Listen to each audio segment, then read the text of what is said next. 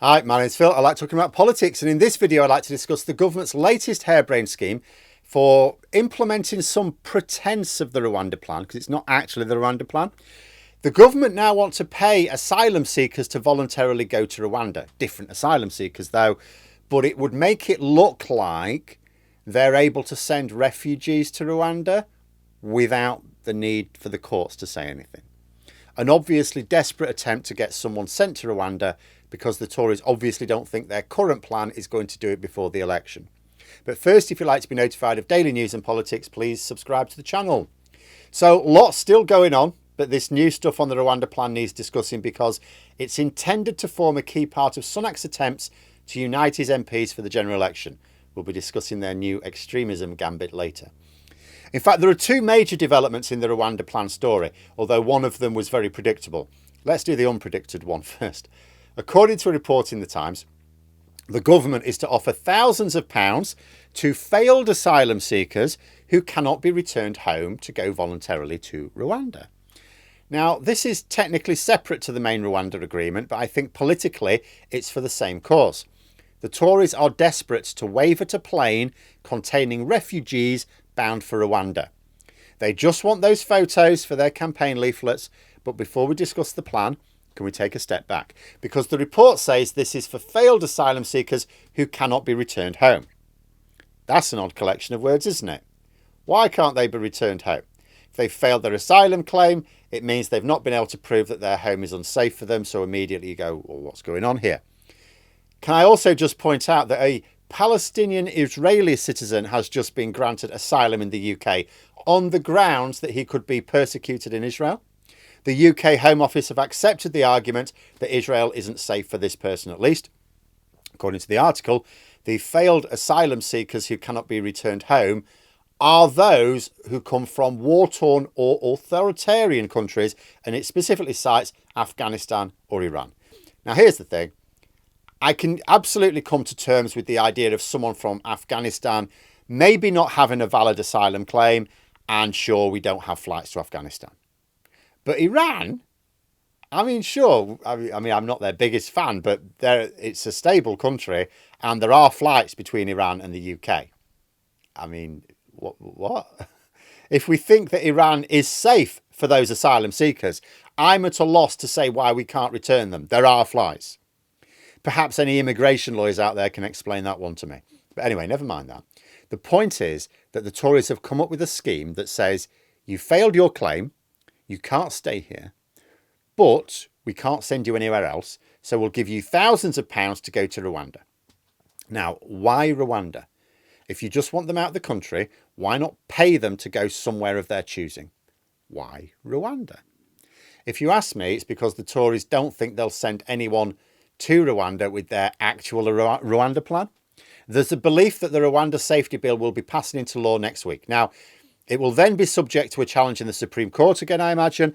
I've not seen any reports suggesting that individual legal challenges for affected asylum seekers won't be possible either, at which point you assume what is the point of this bill.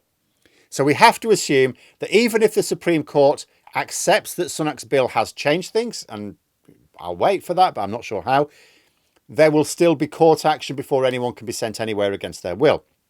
And it doesn't matter if the election is planned for May or October or any other realistic time, these legal challenges could still prevent any good news for the Tories before the election and Purdah rules coming into force. In fact, given that Sunak's bill was presented specifically as a way of stopping courts interfering with the process, as soon as there's a legal challenge being heard in the courts, Sunak's bill looks ridiculous. So you would imagine that he wants to avoid at all costs any news of people, taking the government to court over his application of the Rwanda plan after the bill is passed into law. So what I think's happening, and of course it's speculation on my part, is that Sunak wants a flight of asylum seekers in the air to be reported in the press. He doesn't care on what basis they're going, as long as the image and headlines combines the twin concepts of asylum seekers and destination Rwanda. That's why this plan is coming into being. That's why they're proposing payments to go voluntarily, and that's why they don't get a choice of destinations, but it has to be Rwanda. Oh, what's that, Prime Minister? That's a plane heading to Rwanda. Oh, and are there asylum seekers on it? Yes, we call them illegal immigrants.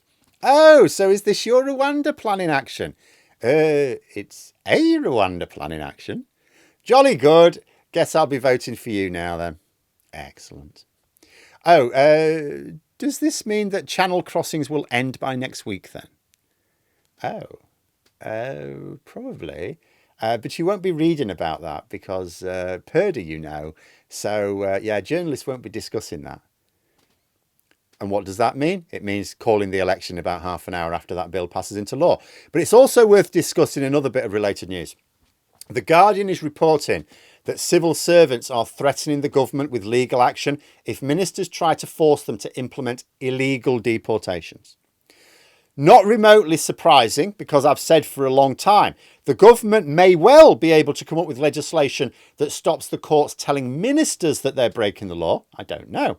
What I do know is they cannot change international law, and while we are signatories to those international laws, they still apply. Ministers may be able to dodge consequences, but what about everyone who actually has to implement these policies? Because throughout this fiasco, I've been saying it won't be ministers who actually action these policies, but people. It won't be Rishi Sunak flying the plane, will it? So the people who have to make this work are officials, pilots. They don't want to find themselves facing legal action for breaking the law and just be and having their defence rest on, well, a minister told me to. It just sounds to me like the Tories simply aren't likely to have the time to put their Rwanda plan into practice before the election. Too many things need doing. And that's if you assume that they're all even legally and politically possible. The Rwanda plan was always about performative politics more than coherent policy. And now the usual suspects are raging at civil servants for saying they won't break the law. Richard Ty said, well, just sack them all. Sack them and replace them with people who will. Which, apart from the explicit wish that officials should break the law, ignores the most important thing to remember about the law. UK-wide laws are decided by the Westminster Parliament, all of them. Even international laws, which of course are made by lots of countries together, the ones that are applicable in the UK are applicable in the UK because Parliament voted for them to be applicable in the UK. There is no international law created anywhere around the world that just randomly applies in the UK without the UK Parliament approving it. So to call for officials to break the law is to tell them to disregard Parliament, because it's not true that Parliament has expressed a wish that officials break the law and respect the Rwanda plan or anything else. People are saying that. That's not true. If Parliament wanted officials to carry out an act which would currently be unlawful, they would change the law. That's what they do. That is what parliaments do. They change the law. They haven't changed the law in this regard and are not intending to, so it's a non-argument. So I don't know what form exactly Sunak's Rwanda bill is going to be in when it passes into law. It doesn't sound to me like the government thinks it will do what he originally claimed it would do. And if that's the case, what does he do to prevent another almighty row within his party, especially those on the far right who said, we told you it would be too weak. We told you, didn't we? Well, what does he do? Persuade different asylum seekers to voluntarily go to Rwanda so they get their publicity, get the photos of the planes taken off, get a nice picture of Swella Braverman waving them goodbye, and then call the election as soon as the bill becomes law in order to focus his MPs on their common cause. But we will see. Not long to wait now, one way or the other. But there we are. Those are my thoughts. Let me know yours in the comments below. Hope you found the video interesting. If you did, please click the like button. And if you'd like to support the channel further, the join button for memberships. And until next time, I'll see you later.